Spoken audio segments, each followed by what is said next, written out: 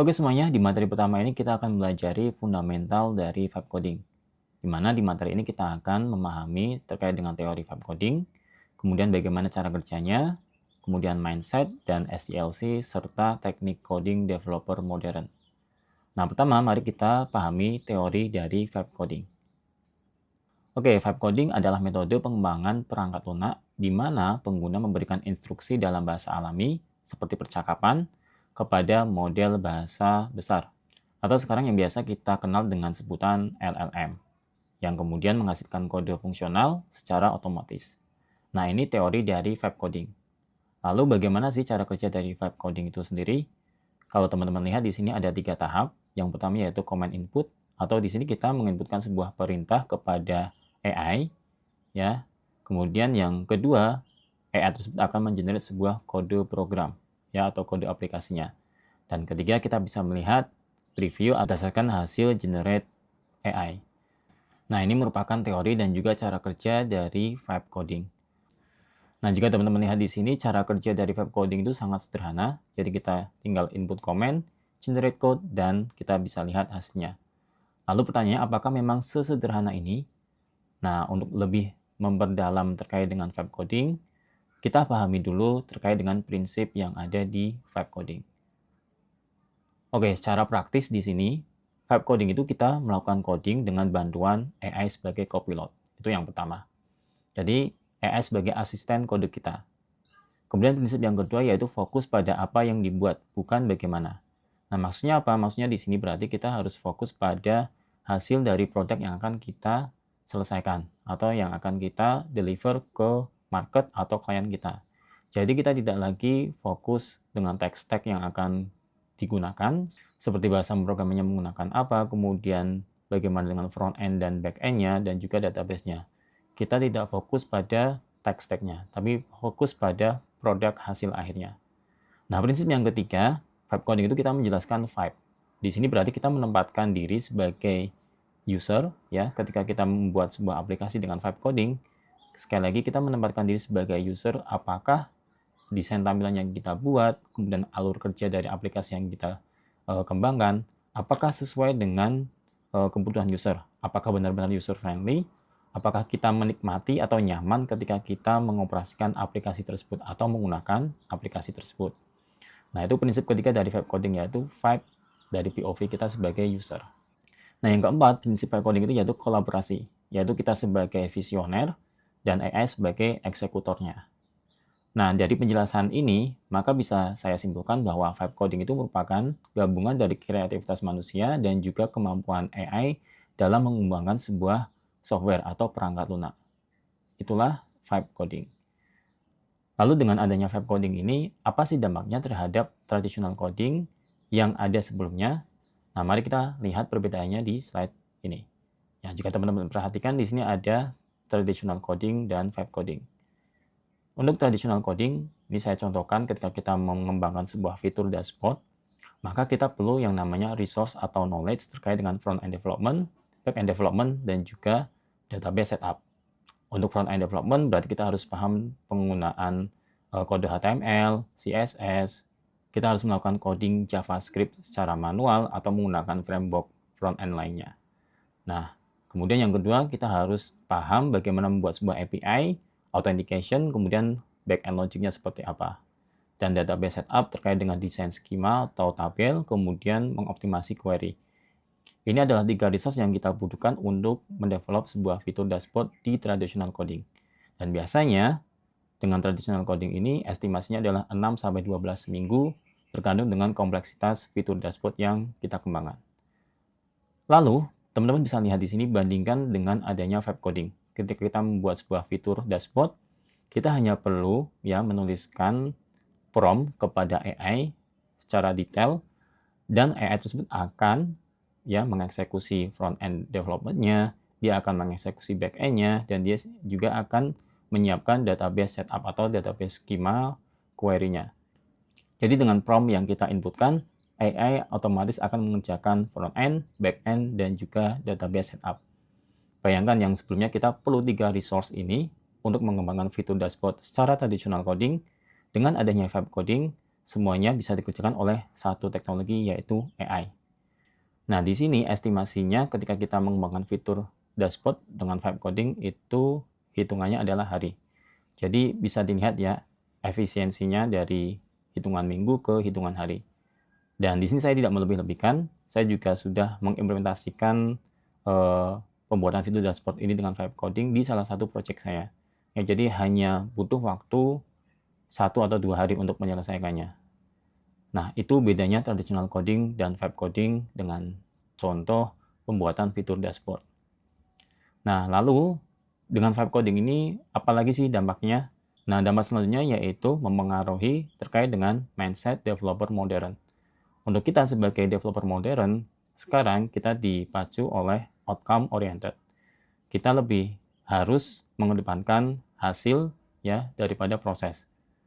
Nah, dari hasil ini kenapa? Karena kita butuh yang namanya test market secara cepat. Kita harus segera memberikan produk ke klien kita untuk mendapatkan feedback. Apakah produk tersebut sesuai dengan kebutuhan klien kita atau tidak.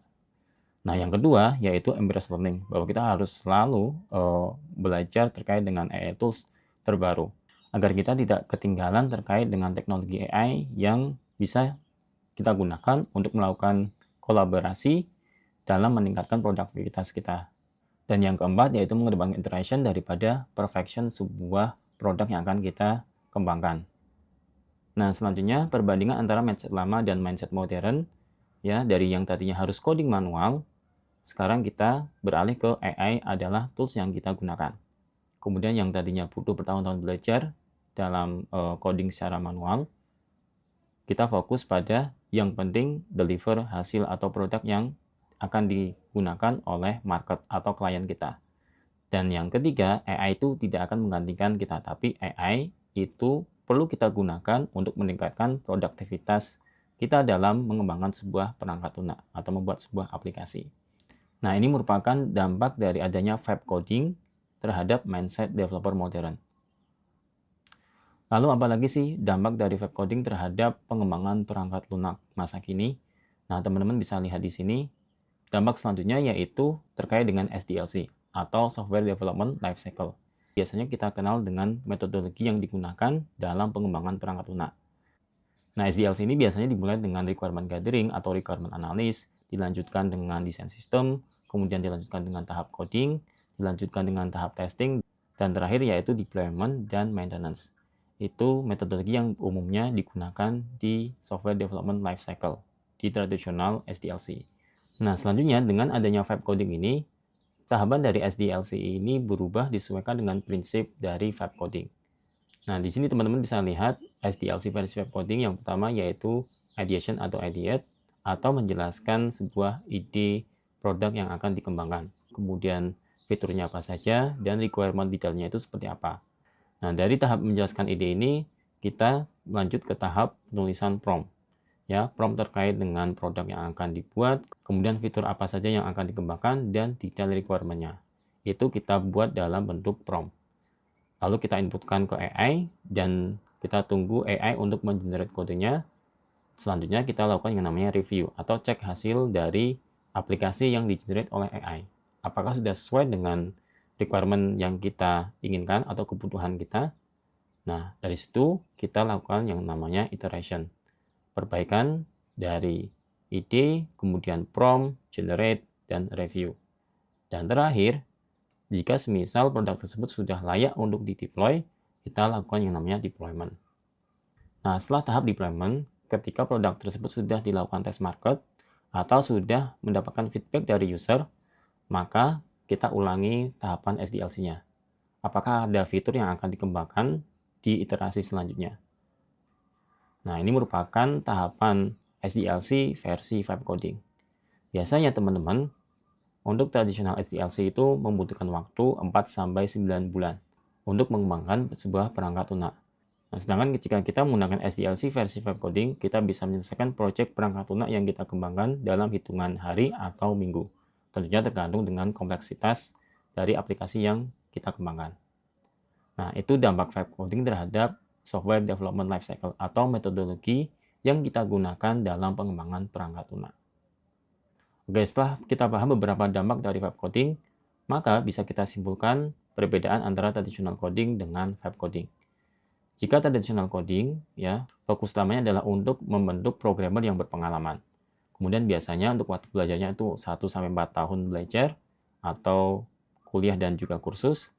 Kemudian untuk traditional coding kita harus menulis kodenya baris per baris. Dan biasanya untuk menyelesaikan satu project menggunakan traditional coding, cost-nya antara 50 sampai 200 juta. Ya, ini untuk resource hire developer, baik front end, back end, database designer, dan juga untuk infrastrukturnya. Nah, timeline-nya itu antara 3 sampai 6 bulan tergantung dengan kompleksitas dari aplikasi yang kita kembangkan. Nah, dengan adanya vibe coding teman-teman, di sini tidak harus programmer untuk bisa membuat sebuah aplikasi atau perangkat lunak. Jadi dengan vibe coding, siapapun bisa membuat aplikasi atau perangkat lunak, baik web app maupun mobile app. Nah, biasanya untuk waktu belajarnya itu hanya perlu hitungan minggu, ya 1-4 minggu atau 1 bulan secara intensif. Nah, kemudian skill utamanya yaitu kita mampu mendeskripsikan ya produk, kemudian fitur dan detail requirement-nya kepada AI atau pemahaman kita terhadap produk yang akan kita kembangkan. Nah, dan keempat, biasanya untuk mengembangkan satu project menggunakan vibe coding, kita hanya butuh ya cost 500.000 sampai 5 juta ya tergantung dengan tools AI yang akan kita gunakan. Dan timeline-nya pun bisa kita selesaikan dalam hitungan minggu. Itu jika kita ingin membuat sebuah aplikasi menggunakan vibe coding. Nah, setelah kita tahu perbedaan antara traditional coding dan vibe coding, selanjutnya apa sih yang perlu kita pahami? Nah, yang perlu kita pahami yaitu adalah tools dari vibe coding itu sendiri. Jadi untuk teman-teman yang ingin belajar vibe coding, teman-teman harus familiar dengan beberapa tools ini. Yang pertama yaitu AI Assistant. Ya, teman-teman harus familiar dengan ChatGPT, Claude, atau Gemini. Ini kaitannya untuk brainstorming, debugging, dan dokumentasi. Nah, selanjutnya untuk kode generatornya, teman-teman bisa menggunakan Lovable, Vault, atau V0. Ya, ini untuk generate full apps menggunakan prompt. Nah, selanjutnya tools yang lain untuk supporting toolsnya yaitu seperti GitHub, VS Code, Vercel, dan Supabase. Ya, ini terkait dengan version control, kemudian hosting atau untuk mendeploy aplikasi kita agar go live, dan juga back-end-nya atau untuk penyimpanan data-data yang ada di aplikasi kita. Nah, selanjutnya kita juga bisa menggunakan AI ADE ya, seperti Cursor, Copilot, dan Windsurf. Nah, untuk stack pemula biasanya kita menggunakan Lovable, ChatGPT, GitHub, dan juga Vercel. Ya, Lovable untuk mengenerate aplikasinya, ChatGPT untuk brainstorming idenya, kemudian GitHub untuk version control-nya, dan Vercel untuk mendeploy aplikasi kita agar bisa kita akses secara online. Nah, lalu pertanyaan selanjutnya, kapan sih menggunakan vibe coding dan menggunakan manual coding? Nah, gunakan vibe coding jika teman-teman itu mengembangkan sebuah MVP atau prototyping. Kemudian mengembangkan sebuah landing page ya atau website sederhana, simple to medium apps. Semisal kita ingin membuat sebuah aplikasi mobile apps juga sudah bisa sekarang. Kemudian semisal kita ingin melakukan validasi ide bisnis, ingin cepat melakukan test market. Nah, kemudian gunakan vibe coding untuk internal tools dan terakhir untuk personal to business project. Selanjutnya, gunakan manual coding jika teman-teman itu ingin membuat sebuah aplikasi yang high security apps, ya, atau aplikasi semacam banking, ya, fintech atau finance. Nah, itu kita harus menggunakan manual coding, mau tidak mau, ya. Kemudian yang kedua, jika kita ingin mengembangkan sebuah aplikasi dengan performa tinggi, yang ketiga adalah aplikasi dengan algoritma yang kompleks seperti machine learning, kemudian aplikasi yang berhubungan dengan enterprise system, dan aplikasi yang merupakan legacy system. Nah, itu mau nggak mau harus menggunakan manual coding. Tapi idealnya teman-teman, kita bisa menggunakan kombinasi keduanya. Ini tentunya buat teman-teman yang sudah paham coding atau sudah punya background software engineer atau developer ya. Biasanya developer saat ini menggunakan vibe coding untuk mempercepat pekerjaannya, kemudian menggunakan traditional coding untuk melihat hasil kode yang digenerate oleh AI itu apakah sesuai dengan desain pattern yang digunakan oleh perusahaan dan juga apakah kodenya itu mudah untuk dilakukan maintenance ke depannya. Nah, ini secara idealnya ya teman-teman, yaitu mengkombinasikan keduanya. Oke, selanjutnya. Untuk vibe coding sendiri, bagaimana sih vibe coding yang tepat? Apakah kita cukup menginputkan, saya ingin membuat aplikasi pemesanan tiket online dan AI akan mengenerate aplikasi pemesanan tiket online? Nah, tentunya ada prinsip-prinsip atau teknik prompt yang perlu kita ikuti ya. Jika teman-teman melihat gambar ini, tentunya ini adalah contoh yang salah ya. Kenapa prompt ini buruk ya atau salah? Karena tidak detail dan juga ambigu terkait dengan perintah ini. Nah, pertanyaan selanjutnya, bagaimana sih prompting yang benar? Nah, di sini maka teman-teman perlu yang namanya mengikuti framework yang sudah ada. Nah, teman-teman bisa mengikuti framework ini. Yang pertama yaitu kita melakukan yang namanya planning and AI setup. Jadi di sini kita mendefinisikan produk, kemudian fitur apa saja yang akan kita kembangkan, dan detail requirement-nya. Kemudian yang kedua, arsitektur planning. Arsitektur aplikasinya itu seperti apa, dan ketiga, kita mendefinisikan development tools-nya. Ya, ini langkah pertama, yaitu planning dan AI setup. Nah, baru di langkah kedua kita melakukan yang namanya development workflow, atau kita melakukan pembuatan fitur by fitur menggunakan AI. Nah, di sini adalah vibe coding prosesnya. Mendeskripsikan fitur, kemudian biarkan AI untuk mengenerate aplikasi atau kodenya. Kemudian kita melakukan tes. Apakah secara POV user itu sudah sesuai atau tidak? Kemudian kita lakukan yang namanya iterasi. Nah, tahap ketiga kita lakukan yang namanya testing. Testing di sini kita lakukan testing fitur by fitur. Contohnya di sini kita melakukan testing fitur login. Apakah sudah sesuai dengan requirement-nya atau belum. Kemudian kita testing fitur pembayaran. Metode pembayarannya apakah sudah bekerja semua atau belum. Kemudian melihat halaman homepage. Apakah ada typo atau apakah ada desain yang tidak sesuai. Nah, yang kedua adalah end-to-end testing. Semisal contoh penerapannya di sistem informasi klinik ya. Kita melakukan testing aplikasi dari pasien datang, melakukan treatment, hingga melakukan pembayaran. Nah, setelah tahap testing ini kita lakukan, dan kita tidak menemukan bug pada tahap testing ini, maka selanjutnya kita lakukan yang namanya deployment.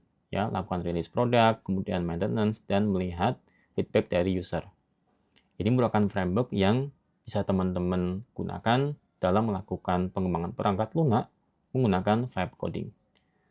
Nah, kemudian secara praktis ya atau teknik vibe coding itu sendiri teman-teman bisa mengikuti 3 ini. Yang pertama yaitu the show don't tell method.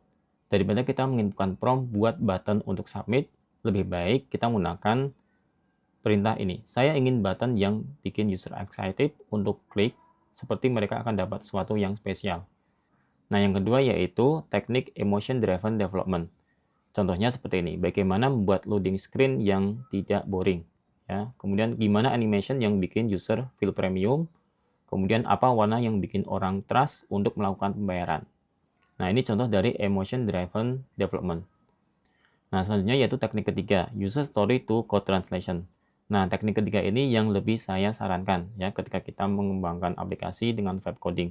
Nah, kita bisa menggunakan teknik vibe coding ini, user story to code translation. Nah, di sini teman-teman bisa mengikuti format template sederhananya.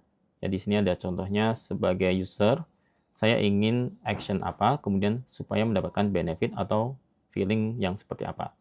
Nah, contohnya, sebagai klien klinik, saya menginginkan proses pemesanan yang lancar agar saya merasa percaya diri dan antusias terhadap perawatan saya. Nah, ini use story to code translation. Oke, sekarang kita sudah paham framework untuk vibe coding, kemudian teknik vibe codingnya. Selanjutnya apa sih yang perlu kita tahu terkait dengan vibe coding ini? Nah, tentunya skill yang perlu kita punya dalam mengembangkan aplikasi dengan vibe coding ini. Nah, ternyata teman-teman, untuk bisa vibe coding dengan baik, kita hanya butuh 4 skill ini. Yang pertama adalah komunikasi, ya. Komunikasi ini berarti bukan public speaking, ya. Tapi komunikasi kita bisa menjelaskan produk, kemudian fitur, dan detail requirement kita, atau ide kita kepada AI dengan jelas. Yang kedua yaitu logical thinking. Logical thinking ini berarti kaitan dengan common sense atau bukan ke logika programming. Contohnya, kalau semisal kita ingin melakukan pembayaran, kita bisa melakukan opsi pembayaran dengan cash maupun cashless. Kalau cashless berarti kita bisa menggunakan metode pembayaran seperti QRIS, bisa juga menggunakan virtual account maupun dompet digital. Kemudian, skill yang ketiga yaitu kreativitas. Nah, biasanya skill ketiga ini lebih banyak dimiliki oleh teman-teman kita yang dengan background non-IT. Karena biasanya mereka memahami problem real di bidang mereka masing-masing. Nah, kemudian yang keempat yaitu persistence. Mau mencoba terus dan melakukan iterasi. Nah, 4 skill ini teman-teman sebenarnya bisa teman-teman kuasai hanya dalam hitungan minggu. Ya, dari minggu pertama teman-teman paham dengan AI tools, minggu kedua belajar prompting, minggu ketiga build project pertama teman-teman, dan minggu keempat teman-teman sudah bisa melakukan deploy dan launch. Nah, kabar baiknya teman-teman, untuk 4 proses ini sudah saya rangkum di kursus kilat Vibe Coding ini.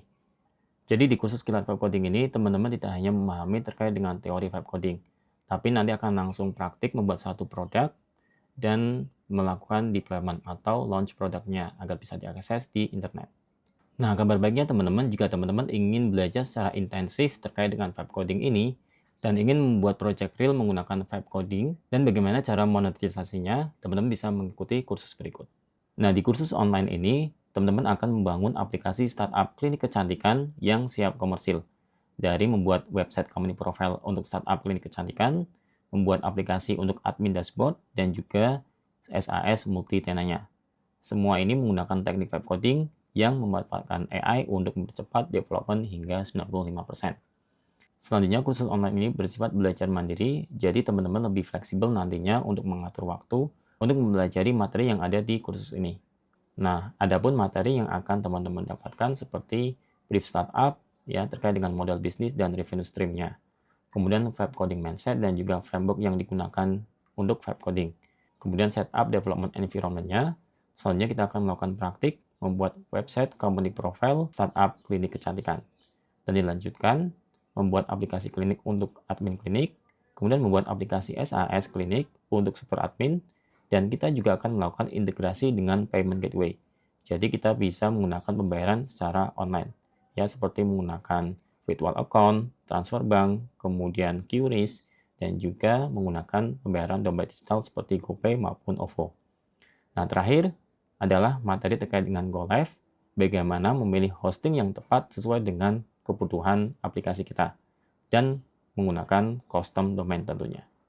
Nah, untuk mendaftar kursus ini teman-teman, silakan klik tombol daftar sekarang di sini, kemudian klik tombol lanjutkan untuk proses pembayaran. Selanjutnya silakan teman-teman isikan email di sini sebagai bukti invoice dan untuk mendapatkan informasi bagaimana akses materi kursusnya. Dan jangan lupa isikan kode promo Full Stack Talent untuk mendapatkan potongan tambahan 30% bagi 50 pendaftar pertama. Oke, itu saja dari saya. Semoga kursus ini bermanfaat bagi teman-teman dan sampai jumpa di materi selanjutnya.